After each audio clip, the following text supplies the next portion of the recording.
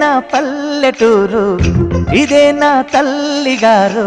మా ఊరి పాడి పంట రాములోరి దీవెనంట. తల్లి గోదావరి నీళ్ళు కడిగే సీతమ్మ పాదాలు. ఊరంతా హాయ్ హాయ్ హాయ్, మనసంతా హాయ్ హాయ్ హాయ్. ఇదే నా పల్లెటూరు, ఇదే నా తల్లిగారు. మా ఊరి పాడి పంట రాములోరి దీవెనంట.